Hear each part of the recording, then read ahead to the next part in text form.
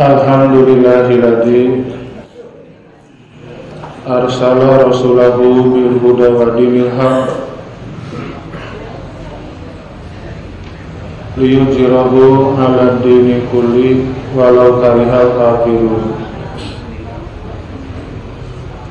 Asyhadu an la ilaha illallah wa asyhadu anna Muhammadan abduhu wa rasuluh. Amma ba'd.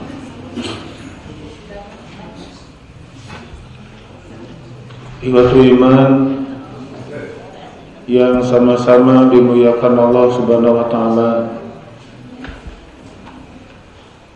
Alhamdulillah pada kesempatan ini kita bisa bertemu kembali untuk melanjutkan pembahasan kitab Riyadhus Shalihin.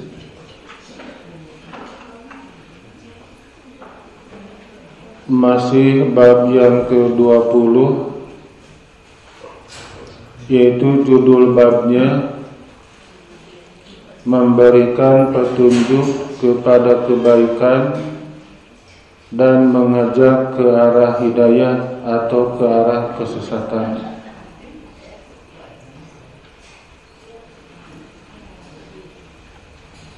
Hadis yang akan kita dalami pada kesempatan ini nomor 177,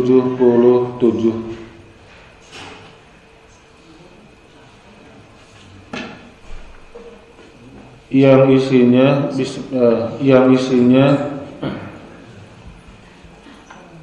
wa an Anasin radhiyallahu anhu, dan dari Anas semoga Allah ridho kepadanya, ana fatan man aslama min aslama al,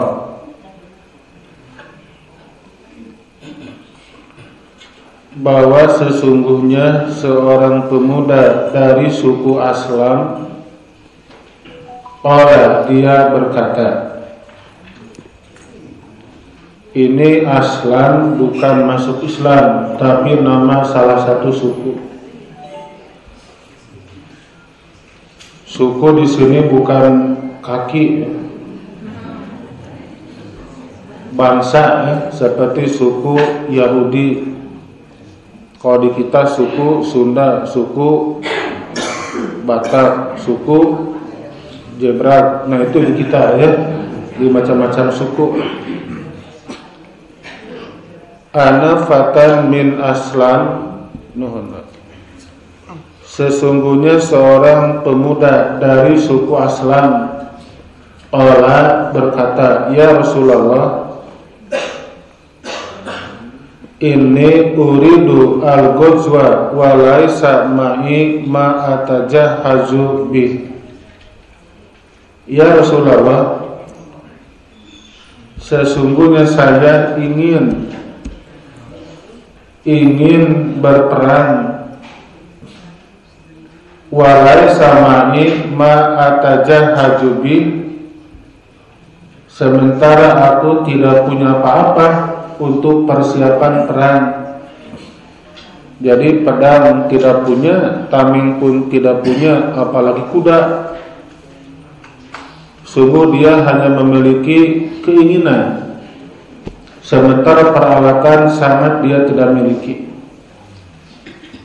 Beda yang lain kan, dia punya kuda perangnya, ada tombaknya, ada pedang, tameng. Ini tidak punya apa-apa. Jika hayang-hayang tapi kalau gitu ya, ayah kahayang nama apa? Kahayang berperang gitu.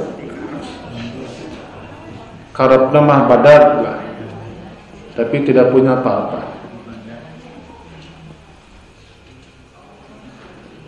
Kemudian Nabi bersabda, Iti fulanan fa innahu qad kana tajahhaja famari. Datangilah si anu.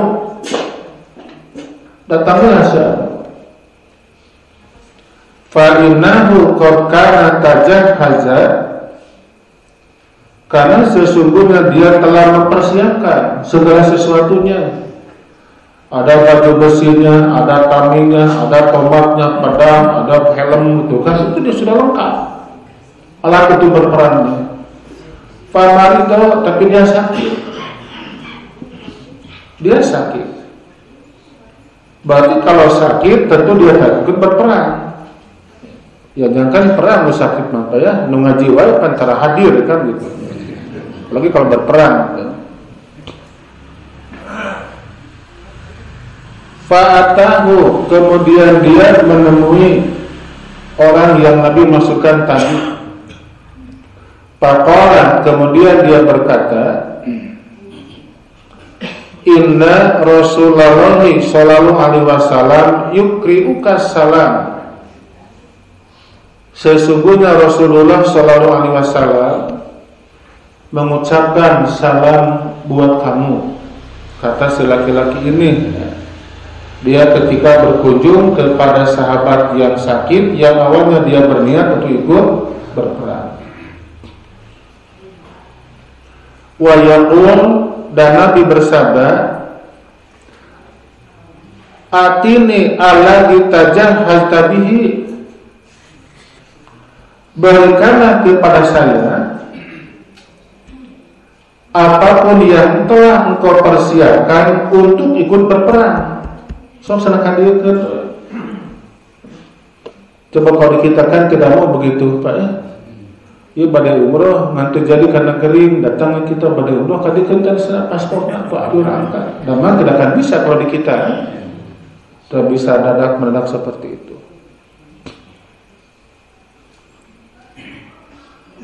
Nah, ketika si laki-laki yang sedang sakit dia dikunjungi oleh seorang laki-laki yang justru dia meminta peralatan perang yang sudah dia persiapkan, kira-kira kata Bapak Ibu dikasihkan nggak itu? Pantong genah gitu. Pakol, kemudian dia berkata, dia berkata siapa? Yang sakit tadi, ya, yang sakit. Ya bulana, ini maksud nama, muncul maksud nama. Ya manehna, sa manehna teh. Istrinya. Kalau di kita kan bukan sini sayang, nggak gitu kan? Beb, apa beb no sebutan teh? Beb, mamam ya, mam. Ya mah bukan ya pulana, ya manehna, gitu kan? Manehna.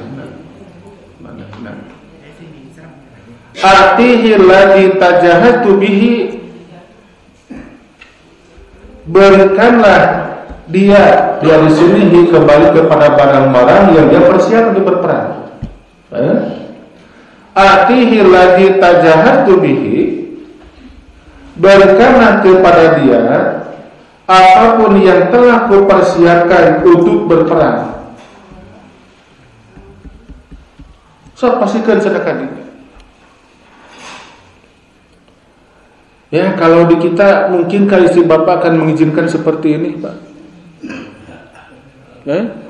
Wah, Pak ini, lah tuh, ini gampang. Pak akan teh menang meuli eta pedang di orang Ciwidey gitu kan. Baju besi, kemudian tombak, panah, tameng, tiba-tiba diberikan kepada orang ini. Nah, ternyata tidak ada kalimat seperti itu, tidak ada. Dengan keterangan di sini betapa fullnya ketaatan istri kepada suami, sampai dia tidak ada satupun protes kepada suami, tidak ada, karena dia yakin merupakan suami itu merupakan wakalah dari Allah. Suami ialah sosok manusia yang siap untuk membawa dirinya ke surga Allah yang Maha Kuasa. Bawa ke surga karena aku ngelawan itu. Wala tahbisi minhu syai'an. Wala tahbisi minhu syai'an. Janganlah bekal itu engkau tahan sedikit pun. tong sok pasikeun sadayana. Henteu dipilihan manuk anu karat pasikeun, anu kolopok pasikeun. Enggak, Pak ya. Tong ditahan sedikit pun, kata si suami yang tadi. Wala tahbisi minhu syai'an. Jangan kau tahan sedikit pun untuk diberikan kepada dia. Ini si laki-laki sampai mengulangi lagi kalimatnya, Pak ya. Yang kedua bersumpah, wallah demi Allah. Fa wallah maka demi Allah. La tahbisina minhu syai'an. Jangan kau tahan sedikit pun barang itu. Payubaraka laki fi. Maka niscaya engkau akan dapat barokah dari pemberian itu. Karena paham isi yang tadi ya. Karena paham. Jadi tidak ada bentuk perlawanan. Bisa begini atau kewenya abdi badan tenghela sampun lanceuk, nah, gitu. Atau si suaminya dia bilang begini, engke we nya abdi badan ten jeung pun bojo, tak ada buduntan badan ten tidak ada. Di kita kan begitu ya, selalu kata-kata badan tenghela, tungtuna terjadi kan gitu, Pak ya. Pelajaran yang dapat kepetik dari hadis ini, Pak ya, bahwa orang yang berniat untuk melakukan sesuatu kebaikan kemudian dia tidak jadi karena sakit, maka tetap pahalanya akan ada, tidak akan Allah hapuskan. Itu yang pertama. Yang kedua, orang yang mendukung kepada orang yang ingin melakukan amal soleh, maka dia pun akan ada barokah padanya. Contoh si perempuan yang tadi, ketika dia disuruh oleh suaminya, atihi ladzi tajahatu bihi wala tahbisi minhu syai'an. Berikan aku barang pada ini dan jangan kau tahan sedikit pun. Saya yakin demi Allah kata dia, kau akan dapat barokah di pemberian yang tadi. Walaupun tidak ikut berperang, maka mereka berdua ternyata sama dapat barokah dari Allah yang Maha Kuasa. Ya. Nah, di sini kita bisa melihat bagaimana kehebatan ketaatan seorang istri kepada suami sampai seperti itu. Dia tidak pernah mempertimbangkan itu kumaha hesenya, meulina barang anu ieu teh bak dibikeun senakadinya. Ya, karena dia bahkan memahami barang apapun yang diberikan dan dipergunakan untuk membela agama Allah, maka yakin di dalamnya ada barokah dari Allah yang Maha Kuasa. Nah, karena itulah kekayaan yang sebenarnya, yaitu kekayaan yang diberikan kepada orang untuk membela agama Allah yang Maha Kuasa. Nah, sementara kan barang yang dia simpan, barang yang dia tabungkan, barang yang diinvestasikan ketika dia mati akan dibawa apa? Kan tidak akan dibawa.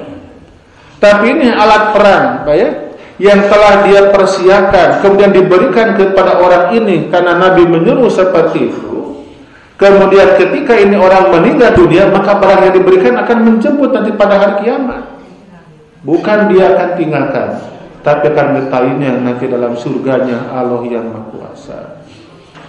Nah, jadi hadis ini kita mengambil dari kalimat yang ini, Pak ya, memberikan petunjuk kepada kebaikan dan mengajak ke arah hidayah. Tidak termasuk yang ini ke arah kesesatan, tidak masuk ke ini. Nomor 178. Tamat pensah hadis, Pak ya. Tamat satu hadis yang tersisa dari bab seberapa itu? Bab 20. Sekarang kita akan masuk bab 21.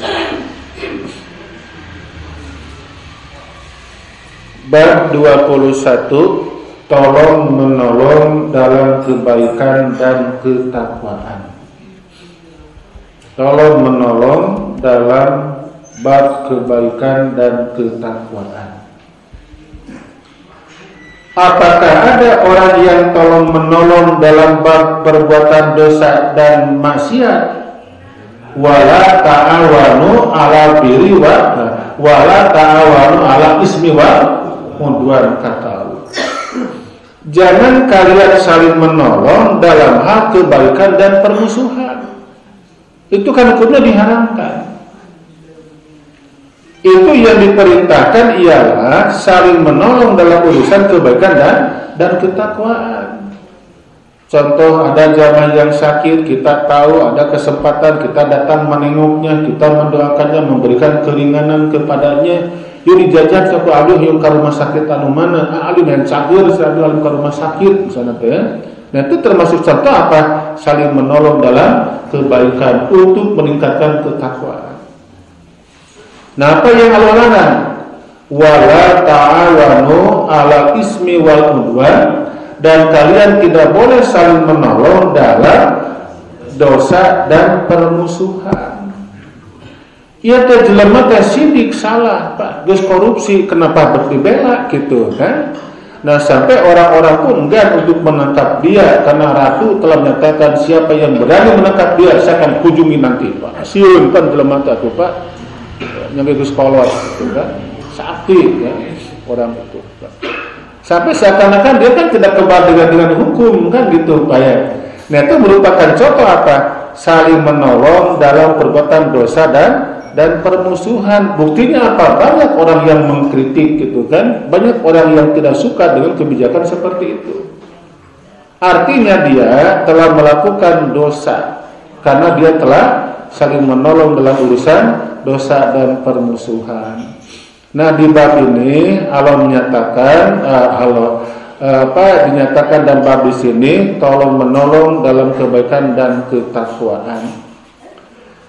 Dalil yang dijadikan untuk pembahasan ini yang pertama yaitu potongan surat Al-Maidah ayat yang kedua yang isinya wa ta'awanu 'alal birri wat taqwa, dan tolong menolonglah engkau semua atas kebaikan dan ketakwaan.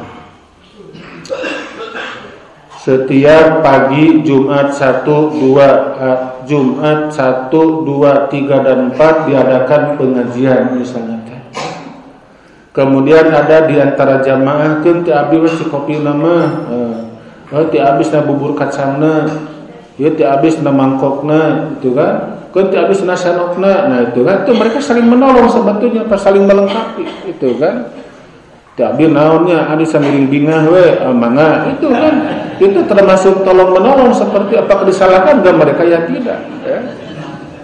Karena apabila itu orang banyak yang memberikan tidak ada yang memakan, kan mubadir Pak, nanti akan terbuang itu kan. Tiabi bubur kacang, tiabi bubur ayam, tiabi sang konir, tiabi lontong, tesan madahana senang ke. Kan tidak ada apa ya. Kalau Ustaz kan senang. Kalau Ustaz kan siapa yang makannya itu kan tidak ada. Maka kita berbagi itu kan. Ada yang mengasihi, ada yang menerimanya. Jumangke sanan baikna konsumsina bade naon? Lontong ya, kari naon? Kari tulang gitu kan lontong nanti. Ya itu kan berbagi gitu kan Pak ya. Bahkan tuh orang yang memberikan makanan untuk dikonsumsi habis pengajian, kata Nabi, tidak ada harta yang paling soleh kecuali harta yang dimiliki oleh orang-orang yang soleh, karena dimakan oleh orang-orang yang soleh gitu Pak. Bukan hanya sekedar menjadi tulang, menjadi daging, darah dan pola pikir, tapi menjadi apa? Ridho Allah yang Maha Kuasa. Jangan kita menyamakan makanan yang kita berikan yang dikonsumsi oleh orang ahli ibadah dengan orang yang candu ibadah, itu kan berbeda nilainya, gitu kan? Maka saling menolongkan di sini, Pak ya, saling menolong atau tolong menolong dalam urusan kebaikan dan ketakwaan. Soalnya sana siapkan infokusna, siapkan anu ngogotong layarna, nu nyodorkeun ieuna anu mere cairna, itu kan mereka saling menolong semuanya, Pak ya. Kema sana tong hadir cuma kita kabeh cenah kedusan gawe sorangan cenah hadir. Nah itu kan termasuk saling menolong dalam permusuhan seperti itu. Jumat kahiji bulan Februari sepi masih tidak siapa-siapa kesini sorangan. Kumaha cek saya tepat kena naonan maksudna di sana ya.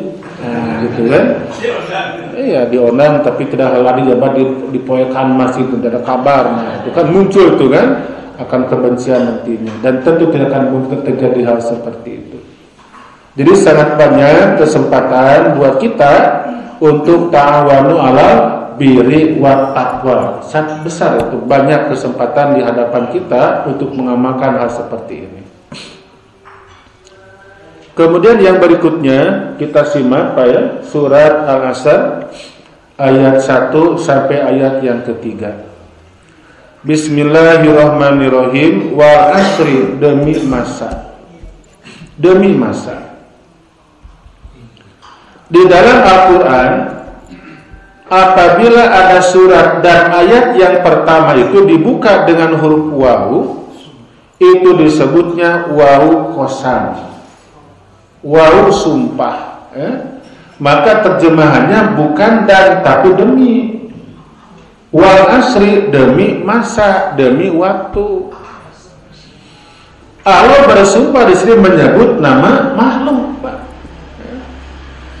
Lalu bolehkah kalau kita bersumpah menyebut nama makhluk? Misalnya Bapak bersumpah demi matahari, demi bulan, itu kan termasuk sumpah yang diharamkan. Maka Rasul menyabdakan, apabila Anda dituntut untuk bersumpah dan memang harus bersumpah, maka cukup ucapkanlah kalimat wallah, demi Allah. Jangan ente bersumpah, kata Rasul, Pak ya, dia menyebutkan kata-kata yang lainnya seperti demi Allah dan Rasulullah, demi Allah dan malaikatnya. Itu termasuk sumpah yang syirik seperti itu. Dan sebenarnya Pak ya, itu sumpah bagi manusia ketika dia mengucapkan menunjukkan bahwa dia termasuk orang yang tidak dipercaya ucapannya. Kenapa mesti bersumpah? Kenapa masih disumpah? Sok ngawadul setan. Ya. Misalnya Pak DKM teh ngajapi ka saya teh Ustaz ngemutan enjing Jumaah kaji bagian Ustaz. Cek saya teh mohon mangga Pak Haji insyaallah leres teh bakal hadir moal sumpah heula cenah. Kan seperti itu. Karena yakin akan datang insyaallah tos jadi antos kan gitu. Dan sampai saat ini ketika jamaah ngajapi kepada satu tempat pengajian tidak ada satupun minta disumpah kepada saya, tidak ada. Sumpah heula sana itu hadir senang. Kita maksudnya kan gitu Pak ya. Saya dijapri dari PC Citurut Bogor tadi malam. Ustaz nyemutan ke Ahad katulun bagian Ustaz di PC Persis Senang Bogor. Saya jawab insyaallah. Tos sakitu. Sugar laras hadir moal sana ya. Sumpah heula sana. Tidak perlu Pak. Tidak perlu ya. Tidak perlu. Jadi kenapa tuh anggota dewan mesti disumpah? Sok ngawaradul gitu kan. Apa disumpah gitu kan. Nah sementara kita kan jarang untuk bersumpah demi Allah kan tidak Pak ya. Nah Allah bersumpah bukan berarti Allah itu berdusta, bukan. Ya, bukan. Dan itu Allah bersumpah selalu menyebut nama makhluk. Wa najmi, demi bintang, wa syamsi, demi matahari, wa qamari, demi bulan, wa duha, demi waktu duha. Ini wal asri, demi masa. Pelajaran buat kita, apabila Allah bersumpah menyebut salah satu makhluk, maka di dalamnya perlu kita perhatikan ada apa dengan waktu. Ada apa dengan waktu? Ada enggak Pak, Bu, orang yang bisa menarik waktu ke belakang? Kan tidak akan ada. Jangankan menarik waktu, bahkan tidak akan ada seorang pun yang dapat menahan waktu sedetik pun tidak mungkin ada. Maka waktu terus berjalan, terus bergulir gitu kan. Ada jam tembok, jam di jam tangan kan maju dek. Itu kan waktu baru semuanya Pak. Ya. Nah dengan kuasanya Allah akan menyimpan dalam diri kita Pak detak jantung. Ya. Itu merupakan salah satu instrumen, merupakan salah satu alat Allah berikan bagi manusia. Detak jantung yang keberapa akan terhenti, ya udah tamat kehidupan kita. Maka waktu mengatakan kepada manusia, ya Ibn Adam ini khalqun jadid. Wahai Bani Adam, saya merupakan makhluk yang baru. Itu yang baru bukan yang tahun, bahkan detik, Kemudian merupakan waktu yang baru. Sekarang Jumat bukan Jumat yang bekas, Pak. Bukan Jumat yang kemarin. Nu kamari mah Jumat teh tanggal 8. Pak ya?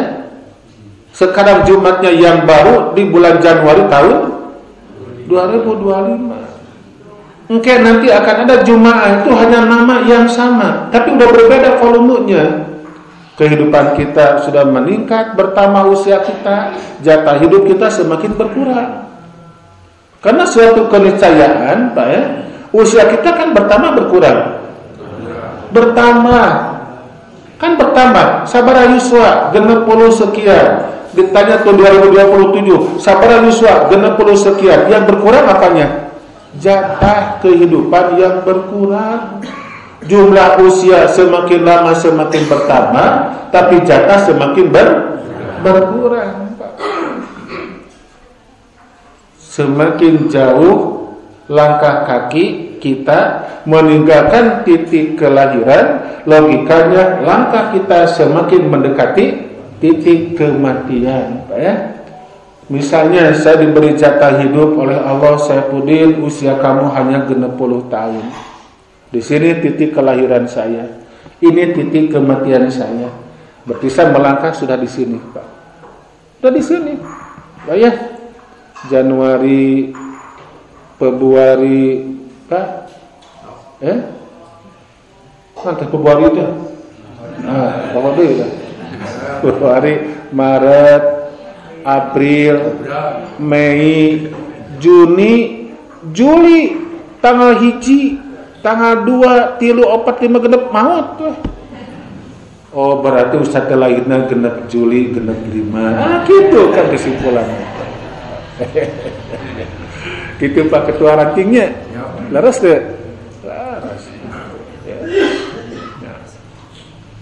Setelah Allah bersumpah menyebut nama waktu, Pak, Allah mengisi sumpah yang tadi. Apa firman Allah? Innal insana lafi khusrin, sesungguhnya manusia benar-benar ada dalam kerugian. Rugi itu kata Allah, Pak. Ya. Di sini rugi bukan rugi sekarang, Pak. Ya.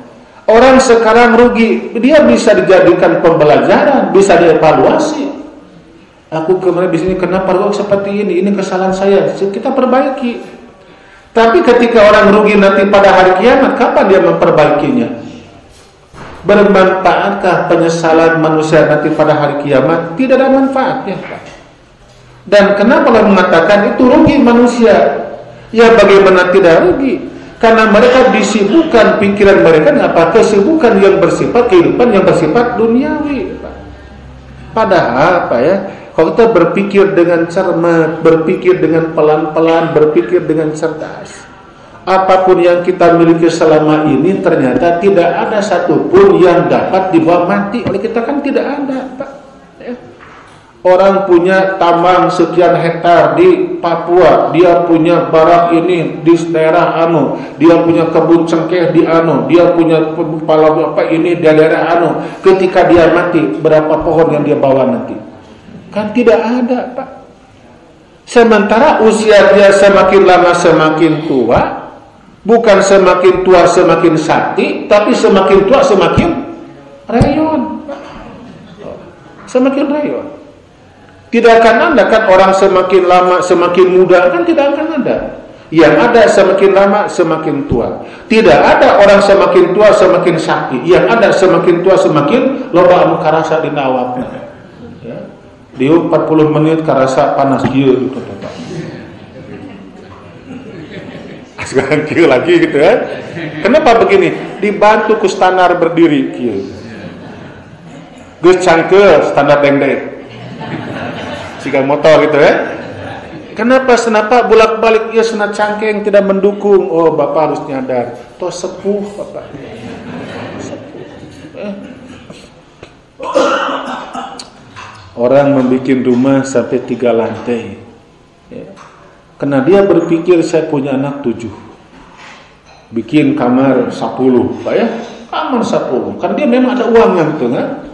Nah, 10. Ya untuk dia 1, untuk anak-anak 8, jadi 8 pembantu hiji gitu. Apakah anak-anak mereka akan selamanya bersatu? Kan tidak. Mulai nikah anak pertama misah, nu kada nikah misah deui, nikah semua misah semuanya. Yang ada siapa ina? Tinggal 2 anak nu aya. Jaba imah aya 3 lantai teu bisa naik ka itu dikumahakeun sok kana eta. Ada orang yang cerita ke istri saya, karena itu lega rumah nanti. Sana bu, sana abi badi cas, sana rompok tanah di cas, sana bu lebar. Dah sana skala rosong, sana ayeuna mah. Hoream ngurus, nu itu teka urus, ieu teka urus. Resipun kan gitu ya. Lalu tapi kita ayeuna mah mending ge boga imah saliut brehnya, geus kolot mah sok. Magoler we, liuk breh dapur, liuk kamar mandi, liuk buruan, kena erek sari ngagoler nutup pantok ku suku ditajih plak langsung ngunci sorangan kan gitu. Tibra. Teu kudu ngingki gelang ngunci pantok teu kudu. Ngagoler rek lempengkeun sampai langsung ngunci plak beres gitu. Jadi sini firman Allah, innal insana lafi khusr, sesungguhnya semua manusia benar-benar ada dalam kerugian. Kenapa rugi?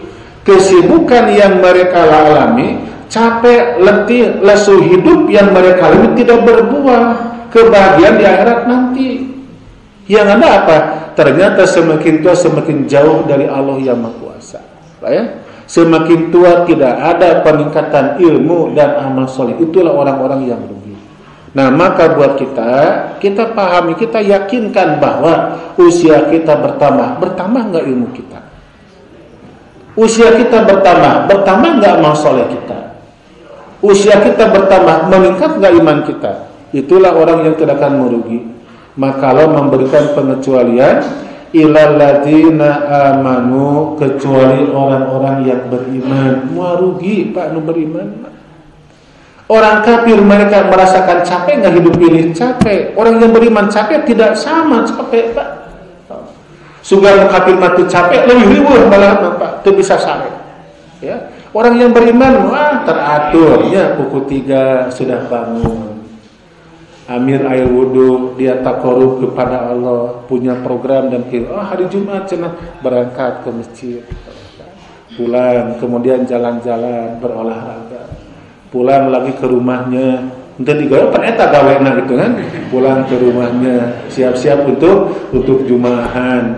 Hebat itu kan. Tidak mumet pikiran itu kan, tidak, ya. Nah. Jadi yang pertama itu siapa yang tidak mungkin? Satu, alladzina amanu, orang-orang yang beriman. Mereka capek tidak berbuah ridho Allah. Kita capek ada buah ridho Allah yang Maha Kuasa. Itu kan kebahagiaan kita. Keun bae tunu ge anu pokok Allah ridho kepada saya. Keun bae capek ge yang pokok Allah ridho kepada saya. Capeknya orang kafir, letihnya orang kufur, gelisahnya mereka tidak ada pahala sedikit pun. Bagi orang yang beriman, kata Rasul, apapun yang menimpa kepada umat Islam yang beriman yang dia merupakan umatku, jangankan kegelisahan, pikiran yang jelimet, kata Rasulullah, bahkan sampai tertusuk duri yang kecil pun dia ikhlas, maka di dalamnya ada ridho Allah yang Maha Kuasa. Nah itu Pak, maka kita tidak akan rugi nanti pada hari kiamat. Yang keduanya, itu segitu wa amilu sholihat, dan beramal soleh Pak. Dan beramal soleh. Apa arti amal soleh? Ya sering saya sampaikan Pak ya. Amalun solihun, amalun muwafiqun li syari'illah. Amal soleh ialah amal yang sesuai dengan undang-undang Allah yang Maha Kuasa. Ini merupakan bagian dari amal soleh. Yang ketiga, watawasau bil haq, dan saling menasehati dengan cara yang benar. Ya ini diantaranya. Bapak Ibu ada di sini, saya memberikan beberapa taujih atau pengarahan atau tausiah kepada Bapak dan Ibu. Ini kan hak semuanya. Dan yang keempatnya, watawasau bisabr, dan menasehati dengan kesabaran. Saya memberikan nasihat, Bapak kan sabar. Sabar apa? Sabar mendengarkan. Saya sabar membahas kepada Bapak dan Ibu. Artinya 4 mazhab ini alhamdulillah kita sudah miliki, Pak. Sedang kita miliki. Yang pertama, kenapa kita datang ke sini? Punya dasar iman dalam diri kita. Dan yakinkan ini merupakan bagian dari amal soleh. Dan yakinkan pula yang saya sampaikan hak semuanya, Pak. Tidak ada kebohongan di dalamnya. Bapak Ibu kan bersabar. Sabar apa di sini? Mendengarkan tausiah dari saya. Artinya 4 macam ini ada dalam saku kita. Nu ieu teh, Pak. Berarti kita tidak akan dapat kerugian nanti pada hari kiamat, insyaallah. Pak ya. Karena kita mengamalkan apa? Surat Al-Asr ayat yang ke-3-nya, alladzina amanu wa amilu sholihat wa tawassaw bil haq wa tawassaw bis sabr. Terus. Masih ada enggak, Pak? Ya hiji dinu ieu tanya itu seumit ka angseut. Bisi tiis maraos kan tampil lah.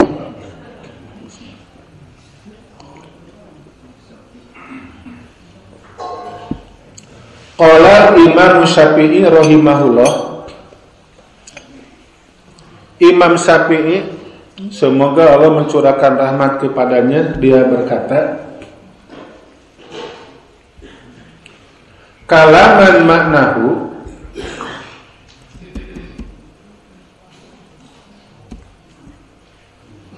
suatu uraian maksudnya tentang ayat yang tadi ya. Kalam itu kan kalam Allah, firman Allah maksudnya.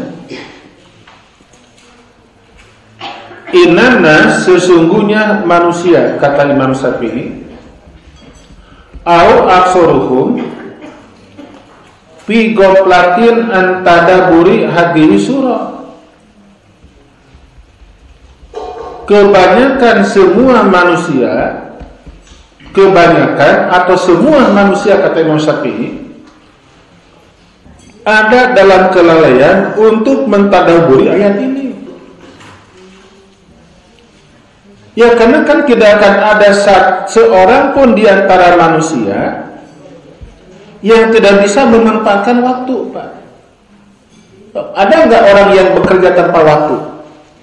Kan tidak ada. Ya? Kenapa sekarang kita ngaji? Karena waktunya. Jumat depan, Pak, tanggal sabaraha? 24. Saya kesini enggak? Nah, lain waktu. Lain waktu. Kenapa sekarang kita belum makan lontong kari? Can waktu nak heula, can waktu. Ketos waktu namanya dipersilahkan kayak heula. Ya? Cukup dibaca wal asrina insana lafi husin ilal ladina amanu wa amilus solihat. Dan masih tengah akhir. Tidak ada satupun kata yang tidak meresap dalam jiwanya, Pak. Ya? Sehingga orang yang memahami seperti mereka akan betul-betul memanfaatkan waktu sebaik mungkin. Karena waktu tidak mungkin dapat kembali lagi kepada kita. Tidak mungkin. Sampai waktu mengatakan kepada manusia, ya, patajawab mini bi amalin solihin, berbekalah kalian melalui aku, kata waktu, dengan sejumlah amal yang soleh. Pak ini idza madaitu la'udu lakum yaumal qiyamah. Karena sesungguhnya aku, kata waktu ini, Pak, apabila telah berlalu maka tidak mungkin akan balik lagi kepada kalian sampai hari kiamat.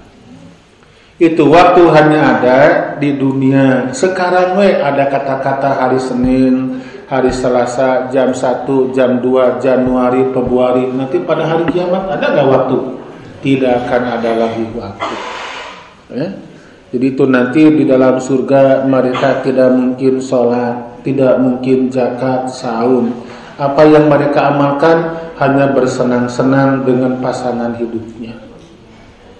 Ada orang yang bertanya, mungkinkah nanti akan ada yang hamil di surga? Mau ada yang hamil.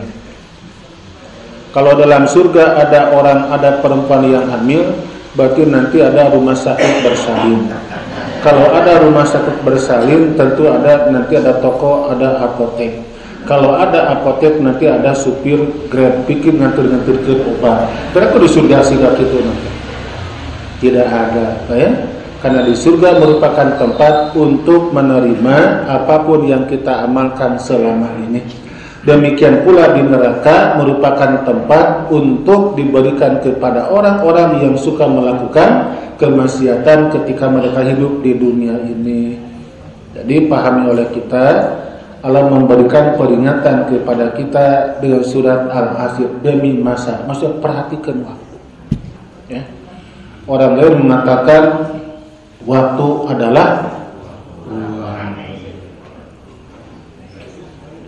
Umar bin Khattab mengatakan waktu bagaikan pedang. Salah memanfaatkan akan membinasakan dirinya. Maka oleh kita manfaatkan waktu sebaik mungkin. Sampai di sini dulu Bapak dan Ibu, barangkali ada pertanyaan silakan. Ada. Silakan Pak. Terima kasih kesempatannya. Bagaimana apabila jihad ini disuruh oleh orang lain? Seperti contoh jihad melawan setan juga termasuk jihad saja. Contohnya begini, ke masjid atau bapak kena era batur, batur mau ke masjid, gitu. Akhirnya dia ke masjid bukan niatnya sendiri. Disuruhnya ke siapa? Istrinya. Alah, istrinya.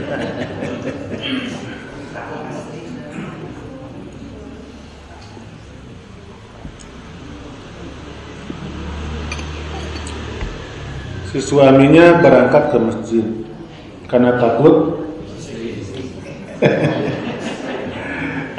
asa antiknya ke masjid. Tara-tara ke masjid, pamajikan ngambek sana. Majikan pulang di masjid. Pak di masjid namanya tuh besoknya adan beres nasikannya di rumah nasan ke masjid oke lah terus kan komat ke komat ke masjid komat dah pelanjang itu komat sih pelanjang ke masjid saya bebaturan di perjalanan nyimpang heula diuk di kantor deta di pos ronda ngobrol duaan di bebaturan teh beres salat batu ngabli balik lu balik terus pak di masjid terus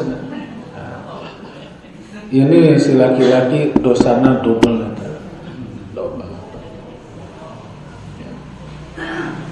dia telah berdusta, kemudian dia juga telah menyekutukan istrinya dengan Allah yang Maha Kuasa. Nah tapi begini Pak ya, ingat Pak,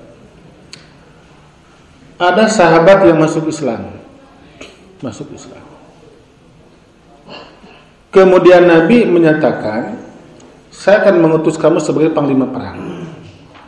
Mudah-mudahan kata Nabi, ketika kamu berperang dan menang, dan nanti kamu akan dapat harta rampasan perang yang cukup banyak.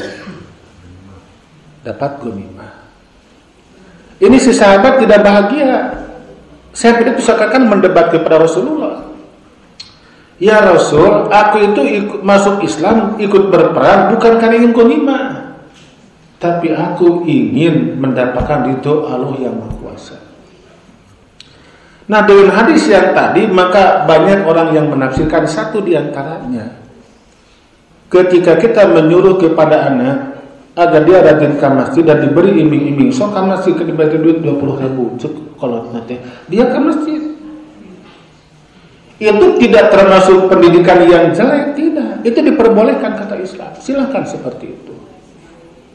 Nanti juga ketika dia sudah paham, akan dengan sendirinya dia ke masjid bukan karena oleh uang, tapi kaharti ayeuna mah oh geus kieu prestasi majelis apa baheula teh.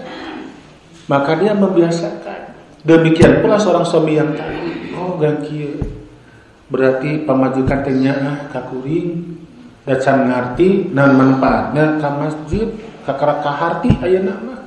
Nah, maka langkah berikutnya si suami tidak lagi disuruh oleh siapa? Oleh istrinya. Baheula mah ka masjid teh ku sabab sieun ku pamajikan, baheula mah. Nama lain tapi sieun ku saha? Ku Allah kaharti di ceramah-ceramah teu nanaon, Pak. Tidak mengapa. Bapak kitu teh. Henteu aja piraku. Ada lagi yang lain, Pak punten tanya, udah bisa hurui gitu kan. Ayat rata-rata semuanya begitu. Oh gitu. Kalau buat abdi,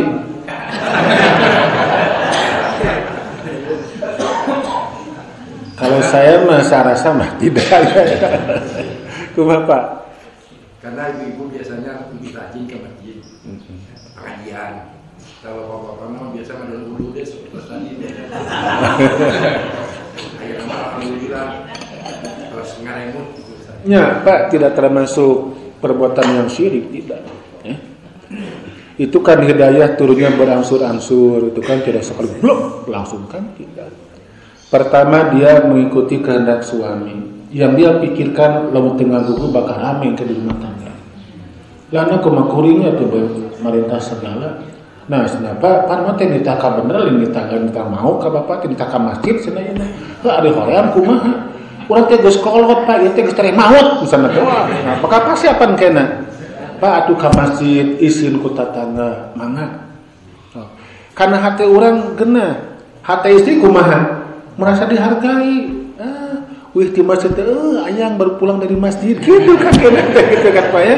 Nah, di masjid teh aya pangaosan. Orang ngabandungan pangaosan nya dengan kaharti bagaimana keutamaan orang yang melangkahkan kaki ke masjid luar biasa. Oh berarti ini aya ilmu na dipun bojo teh ngerti ditangkeun ka abdi. Wah kaharti cenah ayeuna mah. Sapedia semangat anu Pak. Memang ada geus ka masjid gitu kan. Tapi ku semangatna. Tidak mengapa itu termasuk jihad melawan hawa nafsunya. Gitu bunyi. Terus teh Bu. Duka cenah. Masih ada yang lain? Pas Bu. Alhamdulillah pas ya. Bapak dan Ibu yang saya hormati dan yang Allah muliakan, itu saja yang bisa saya sampaikan. Mudah-mudahan dari bahasan yang tadi senantiasa memberikan pencerahan kepada kita agar kita lebih semangat untuk menjadikan diri kita sebagai hamba-hamba Allah yang dekat dengan Allah yang Maha Kuasa. Juga jangan intinya kalau ada kesempatan Bapak Ibu mengajak teman-teman atau sahabat lain untuk ikut pengajian setiap Jumat pagi di sini 1, 2 atau yang ketiga dan yang keempatnya. Karena ketika kita mengajak kepada orang lain dan berhasil, maka kita nanti akan ada double pahala. Insya Allah Nabi menjanjikan seperti itu. Jangan tinti kita untuk mengajak orang lain agar mereka senantiasa berada dalam hidayah Allah yang Maha Kuasa. Itu saja. Assalamualaikum warahmatullahi wabarakatuh.